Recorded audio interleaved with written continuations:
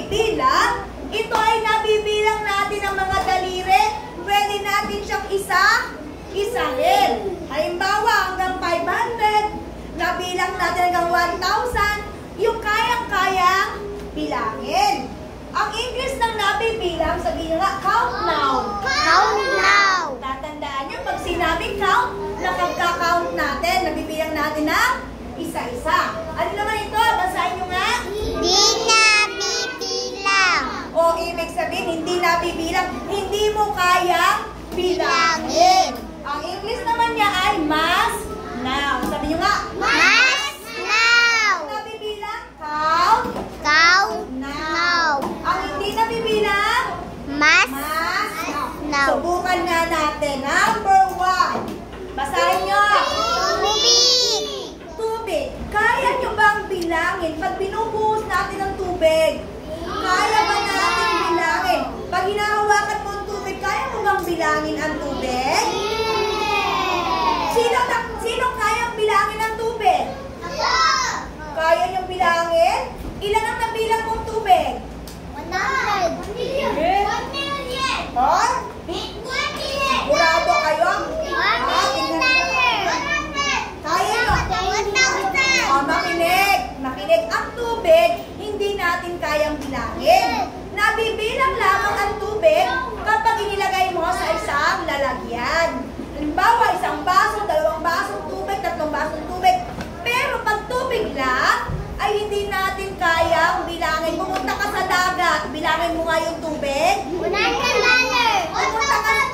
Pumunta ka sa ilog, kaya mo bang bilangin yung tubig noon? Wag sumigaw. So, pag sumigaw, so anong ibig, ano ang tubig? Nabibilang, di nabibilang. Okay, very good sa sumagot. Salamat po sa sumagot na ang tubig ay hindi nabibilang. Okay, so mamaya, ilalagay nyo, pag di nabibilang, ilalagay ay D, N. Mamaya na ha, kung natandaan nyo, number, wala sabing magsusulat. Wala pa magsusulat. Walang magsusulat. Walang magsusulat. Number 2. Basahin mo na. Mansanas. Sino nakakita ng maraming mansanas? O saan nyo nakikita ang mga mansanas? O sa puno. Meron pa. Saan pa? Pag nabibili. Sa palengke. Yes. Sa tingin mo, mabibilang kaya yung mga mansanas? Sigurado kayo sa sagot nyo? Yes. Nabibilang ang mansanas. Naiisa-isa kasi yung mansanas. O ito, pakilagay sa plastic po. Ito po. O di ba ipa-plastic yan? So ito ay ang mansanas ay kayang bilangin kahit 1,000 pa yan, 2,000. Kaya mo bilangin kasi kaya mo isa-isahin. Okay, ano to? Nabibilang, di nabibilang? Nabibilang. Okay, number 3. Basahin. Buhok. Buhok. Okay, kayo dyan mga boys. Mga boys, hawakan nyo yung buhok. Tingnan yung buhok ng kaklase nyo. Kaya nyo bang bilangin ang buhok ng kaklase nyo? Kaya nyo bilangin yung isa-isa yan? Sigurado kayo? Sino lang ang makakabilang yan? Si Lord. Very good, Arkin. Ang Diyos lamang siya kasi ang naglagay sa buhok natin. Kaya siya lang ang makakabilang yan. Ang dami-dami niya, may maliliit pa nga eh. Duling na yung mata mo, bulag ka na, hindi mo pa rin mabibilang yan, tapusin bilangin. So ang buhok ay anak. Nabibilang, di nabibilang? Again, ano po? Hindi nabibilang. Sigurado kayo sa sagot nyo ha, na hindi nabibilang ang buhok. Yes, hindi kaya ng bilangin ng tao, kahit pinakamatalino, hindi niya kayang bilangin yung buhok mo. Yung kalbo, wala namang buhok yun. Wala namang bibilangin ng buhok. Yung may buhok. Okay. Oy, hindi naman ano yan? May buhok yan. Okay, may buhok. Bawal ang number 4.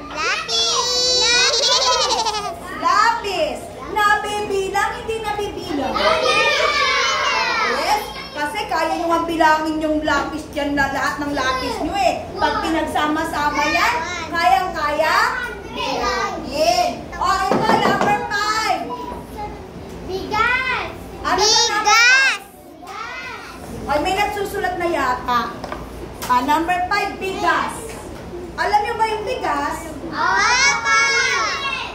Ito ay pag niluto ang bigas ay nagiging kanin. Pinibilang nyo ba yung isa-isa? Kaya bang bilangin ni nanay yung isa-isa yun? Pag nilagay sa...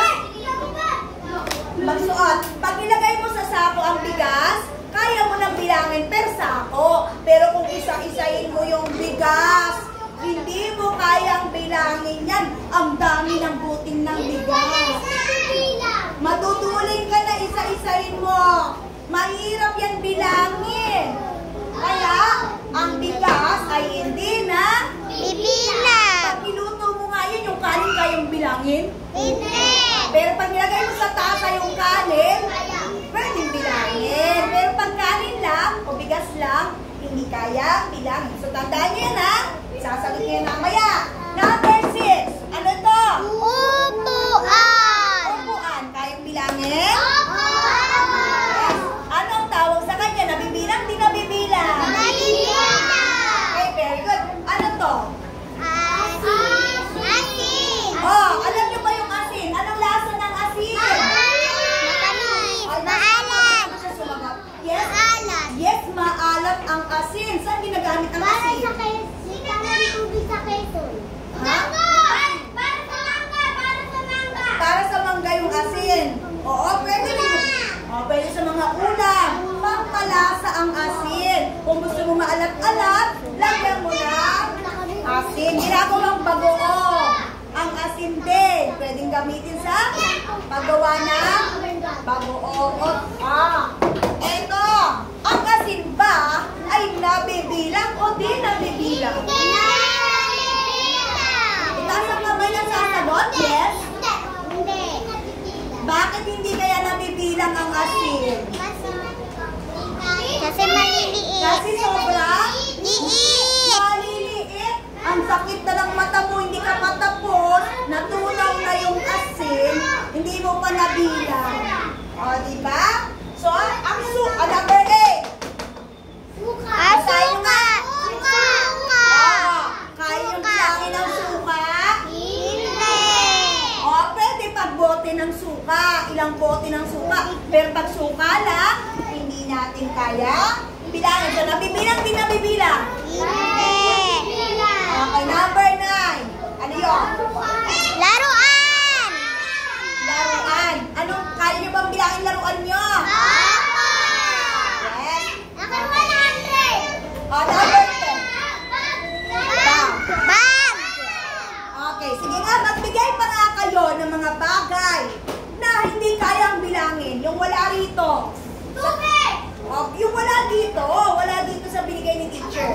Asukal, yes, very good. Hindi kayang bilangin yung asukal, isa-isahin mo, natutunaw din yun. Kaya, ano pa? Ano pa Yellow. Pwedeng bilangin yung baso. Buhangin, yes, very good. Yung gas, yung gason. Gas. Kaya nyo bang bilangin yung gason, gas? Yung air o yung hangin, kaya mo kong bilangin ang hangin.